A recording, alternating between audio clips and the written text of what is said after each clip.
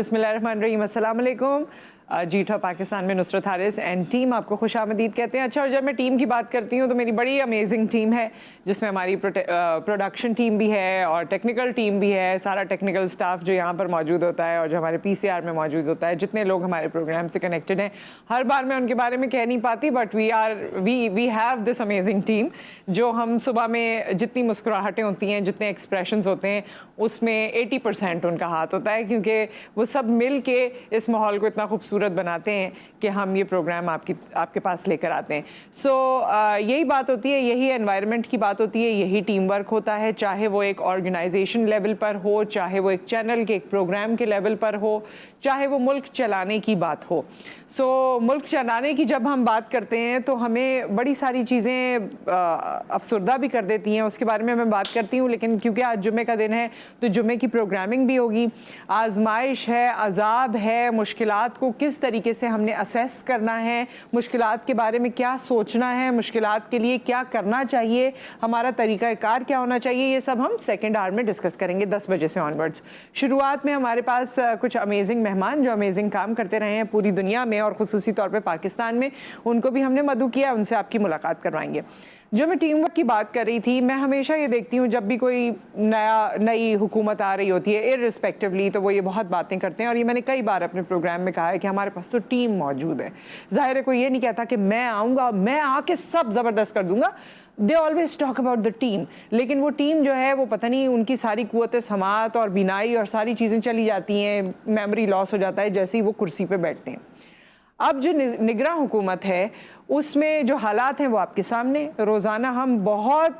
दुखी दिल से या आपको ख़बर देते हैं और आपको बताते हैं कि जी फ़लाँ ने अपनी जान ले ली, किसी ने, कभी आटे की लाइन में खड़े होकर लोगों की ज़िंदगियां चली जाती हैं, कभी बिजली के नर्ख बढ़ने की वजह से लोगों के क्या हालात हो जाते हैं, पेट्रोल फिर महंगा हो गया, पेट्रोल और बिजली महंगी होती चली जा रही है। लोग अपने आप को आग लगाएं, लोग धरने दें, लोग एहतजाज करें या कुछ भी करें, अपने बच्चों को मारें और ख़ुद भी जहर खा लें। अब इस पे जो निगरां वज़ीर आज़म साहब हैं उनका ये कहना है, क्योंकि वो काफ़ी दिनों से मीटिंग कंडक्ट कर रहे हैं, और उनका ये कहना है कि जी बिजली के बिल तो देने होंगे,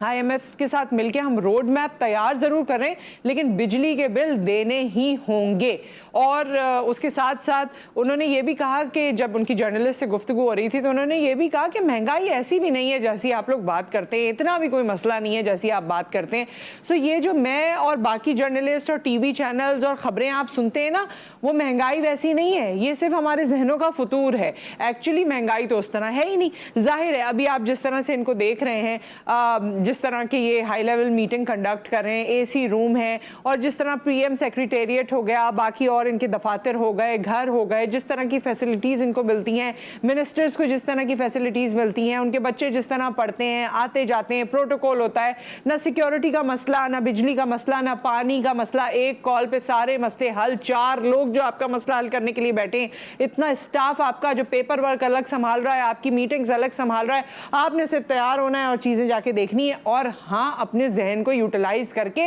मुल्क के लिए काम करना है। लेकिन वो भी जाहिर है यहाँ कोई पूछने वाला नहीं है, कोई ज़्यादा चीज़ें होती नहीं है। तो उसके बाद जाहिर है वो बंदा जो अपने घर से सुबह निकलता है तो पानी नहीं होता या बिजली नहीं होती या फिर गैस नहीं होती, उसको नाश्ता मिला नहीं मिला, वो घर से बाहर निकला, टूटी हुई सड़क है, वहाँ पर उसकी गाड़ी फंस गई या उसको खुद कोई चोट लग गई या कोई और मसला हो गया, थोड़ा आगे गया उसका मोबाइल छिन गया, वहाँ से वो दफ्तर गया, बॉस से डांट पिटी कि लेट क्यों आए हो, वहाँ से उसने जैसे तैसे काम करके घर आया तो रास्ते में फ़ोन आ गया बेगम का कि गैस नहीं थी, खाना नहीं पका, ये नहीं हुआ, वो नहीं हुआ, बच्चे के स्कूल ने उसको वापस भेज दिया क्योंकि फीस नहीं भरी, महंगाई ज़्यादा हो गई है, बिजली का बिल आ गया, अब मैं ये क्या करूँ, अब मैं वो क्या करूँ। तो एक आम आदमी जब इतने मसलों में रात तक जब वो सोता है ना, तो वो अगर आप उसको मतलब वो बिल्कुल बर्न हो चुका होता है, जल चुका होता है, जिस तरह सुबह से वो जिस आग में जल रहा होता है रात तक वो बिल्कुल उसमें जल भुन चुका होता है।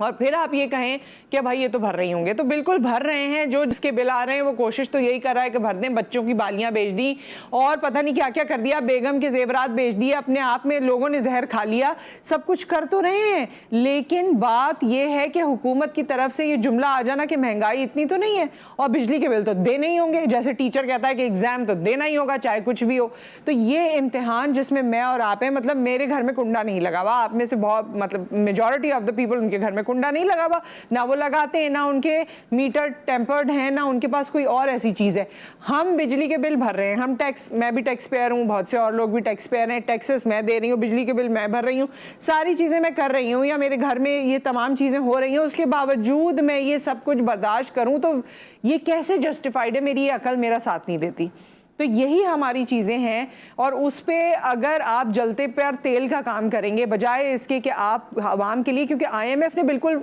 शराइत रखी है, मगर IMF को यहाँ जो इकोनॉमिक्स पढ़े हुए लोग हैं, जो इकोनॉमी को जानते हैं, वो इसके लिए पॉलिसीज़ बनाएंगे, वो उनको उस घेरे में लेकर आएंगे जहाँ पर वो मुखय्यर हजरात जो अफोर्ड कर सकते हैं, जिनका टैक्स ज़्यादा होना चाहिए, जिनके बिजली के बिल उनके हिसाब से होने चाहिए, जो इंसेंटिव्स हैं वो ख़त्म होने चाहिए। बिजली के बिलों पर इतने इंसेंटिव्स, जिसके बारे में कल भी जब मेहमान हमारे प्रोग्राम में थे तो उन्होंने बताया, अरबों खरबों रुपए जो है वो इस मराहत के नजर हो जाते हैं। और वो किसको मराहत मिलती है? उस तमाम काबीना को जो किसी काम की नहीं है, जो हमारे लिए कोई काम नहीं करती है। आई एम सो सॉरी, ये मुझे इसलिए कहना पड़ता है क्योंकि हमारे मुल्क की हालत सिर्फ डिटोरिएट हो रही है। कोई बता दे कि जी इस ज़मरे में हमने बहुत अच्छा काम कर लिया। हम जो भी हुकूमत आती है उसकी अच्छी बात को भी आपके सामने उजागर करते हैं, और जो बुरी बात है उसको भी उजागर करते हैं। लेकिन आज पाकिस्तान डिफ़ॉल्ट के दहाने पे आ गया, और अब IMF ने एक तरह से ऐसा हमें, वो जब लोन देता है ना कोई, जो फिल्मों में हम देखते थे कि कोई लोन देता है उसके बाद वो आपकी ऐसी रस्सी खींचता है कि फिर आप रोते ही रहते हैं, तो ये वैसा ही हुआ है IMF ने। लेकिन अपने तौर से जाहिर है वो एक इंटरनेशनल बॉडी है, आप अपनी हेल्प के लिए वहाँ पर गए हैं, उन्होंने तो शर्तें लगानी है, मगर ये आपका काम है कि वो शर्तें आप कैसे अपने लोगों में ट्रांसफ़र करेंगे और कैसे उसे ईजी बनाएंगे। लेकिन हमारे यहाँ ये कोई नहीं करता, और हमारे यहाँ जिसको जो फैसिलिटी मिलती है वो सिर्फ अपने बारे में सोचता है, मुल्क के बारे में अब सोचना सबने छोड़ दिया है। आज फिर पेट्रोल 12 रुपये बढ़ चुका है, उससे पहले पेट्रोल बढ़ता रहा है, ये सब भी चीज़ें बढ़ती जा रही हैं। किसी ने ये कहा था,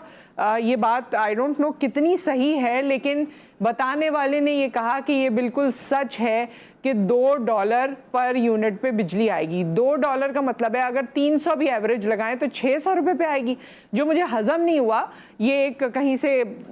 खबर आई, लेकिन ये भी कहा जा रहा है अब $2 पे अगर बिजली का यूनिट जाएगा तो इसमें आप हिसाब लगा लीजिए, 1000 यूनिट तो खर्च होता ही है, तो क्या मतलब है अगर 600 रुपये पर यूनिट होगा तो इसका मतलब है कि हम 6 लाख का बिल भरेंगे। ये तमाम वो चीज़ें हैं जो क्लियर ही नहीं की जा रही, जो बताई नहीं जा रही, जिसके बारे में बात नहीं हो रही। यहाँ लोग अपने आप को आग लगा रहे हैं, अपने बच्चों को मार रहे हैं। इसका जिम्मेदार कौन है? इसका जिम्मेदार कौन है? सिर्फ ये हमें बता दें। एक ब्रेक यहाँ पर आ गया, इस पर तो बहुत बात हो सकती है क्योंकि मेरा आपका हम सबका दिल भी दुखा हुआ है और हम सब उसी कश्ती में सवार हैं। कोई कश्ती के बिल्कुल कोने पे पहुंचा हुआ है, कोई दरमियान में है, कोई साइडों में है, किसी ने किसी तरह अपने आप को बचाया हुआ है, लेकिन कश्ती में ही सब सवार हैं और हम सब इस मुश्किल में आ गए हैं कि हमें इसका रिजॉल्व नज़र नहीं आता। एक ब्रेक आ गया है, उसके बाद हम वापस आते हैं।